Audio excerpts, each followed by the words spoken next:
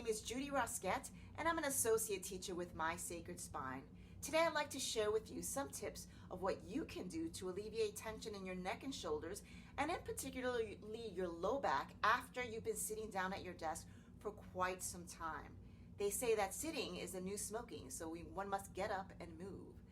Please take a moment to watch our 10-minute short video, and feel free to peruse our website at www.mysacredspine.com. Thank you for watching. Sitting at your desk for hours at a time can create tension in the neck and shoulders, create pain in the lower back, which is exacerbated by stress. Give yourself a break. Lean back on your chair, place your hands on your shoulders, and create some shoulder rolls. This movement will help to release tension in the neck and shoulders. Next, go ahead and lengthen the spine. Place both hands at your desk wide, so it looks like a wide V-shaped pose. Reach back, the arms are straight. Separate your knees apart. You have a nice flat back, and breathe here into your back. Reach your pelvis back. You could do this periodically throughout the day, right at your desk. Very nice.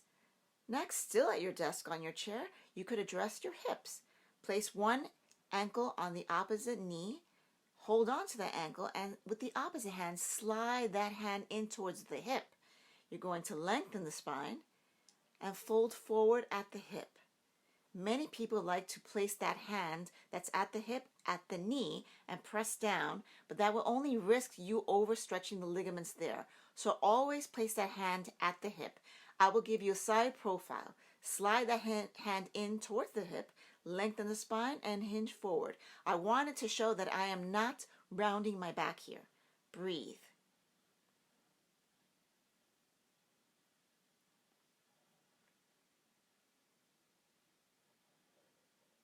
Ooh, very nice. And come on up. You're going to stand on up and address your hamstrings. Turn around, place the chair in front of you, place your hands at your desk, lift the right leg up, right heel rests on the chair, press down on that desk, lengthen the spine, and fold forward at the hip. Breathe. Notice the toes are pointing up, the foot is not floppy.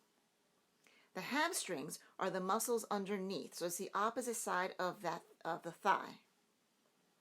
And switch, create a little movement in the knees, left heel up, press down, lengthen, inhale, and exhale, you fold forward at the hip.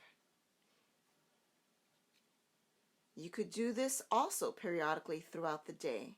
You don't have to do this in a sequence. Everything you see here in this video, you could do independently.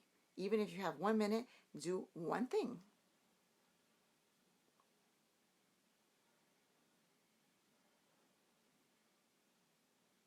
Create some movement.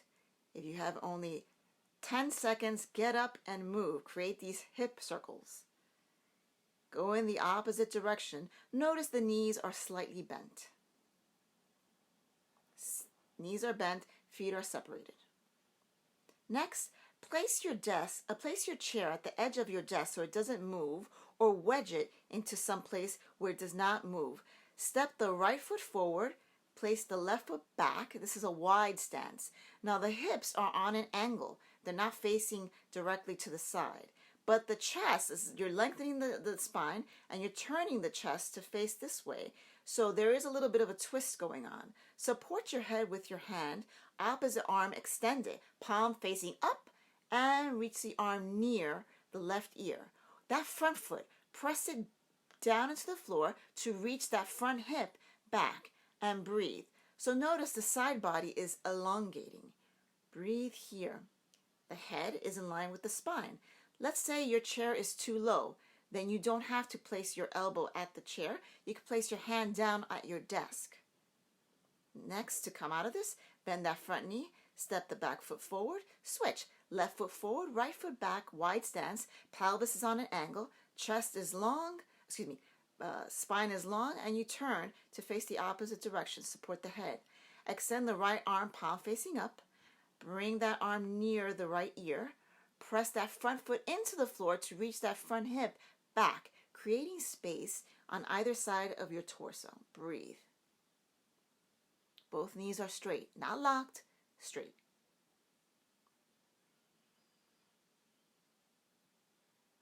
Slowly come on out of this, bend the front knee, turn to face the chair, step the back foot forward, and step both feet back. Separate the knees apart and turn the toes in a little bit. You can catch opposite elbows and rest both arms on the chair. Place the forehead on your arms, extend back. Again, notice the back is long. You're reaching your pelvis back. You're not dropping the ribs down. Engage your core muscles a little bit. Heel toe the feet together. Trapezius stretch. So now that's the superficial muscles right from the mid back to your neck and to your upper arms. So you're going to bend the elbows 90 degrees. My fingertips are touching each other, so have your fingertips touch each other. Reach back and breathe. So let's say this chair again is too low. You're going to try this at the wall, like so. Especially if your hamstrings are tight. Breathe here. Next, forward fold. So release the whole upper body down, the front body down, folding at the hips. Allow the head to hang. You could release the arms here. Release the arms. The whole back body is surrendering. The head is heavy. You're releasing tension in the neck. To add more weight, you could catch opposite elbows, or you could release. If you have more flexibility, you could shift your body a little bit forward. If you do not have issues or tight hamstrings. Roll up slowly unless you have osteoporosis. Then you fold. Then you place your hands on your hips. Long spine and come on up. You could do this at the wall. So place your pelvis at the wall and release.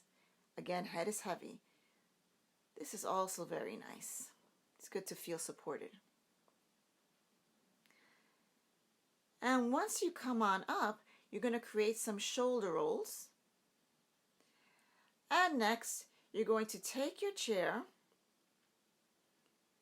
and this is the grand finale. This is a major back bend. The most important thing here is you want to support your head with your hands. So the head is heavy, is being cradled by your hands, and you're going to slide back. Now, obviously, this particular chair is too big for me. So I'm going to take some pillows, place it on the chair, sit on it so it's raising the level of the chair. So again, support the head with your hands. Head is hanging heavy, and you're going to slide and up so that the top part of the chair is going where the shoulder blade tips are. So for ladies, is where your bra strap is, right below where your shoulder blades meet at the very tip. Breathe into that chest. Heels are resting on something, either the feet of the chair, unless you're tall. To come out of this, keep the head supported, keep your gaze forward. Very nice. Okay, and what's nice after a back bend is a twist. So keep a pillow or two, as many as you need, on the chair to support your back. You want to feel that support in your back at all times. Knees are even. Go ahead and go into a twist. Do not exaggerate this twist. The most important thing about this twist is to elongate first. So you engage your abdominal muscles, elongate the spine, and go into a little baby twist here and breathe, keeping the knees even. Let's not forget our hands and wrists.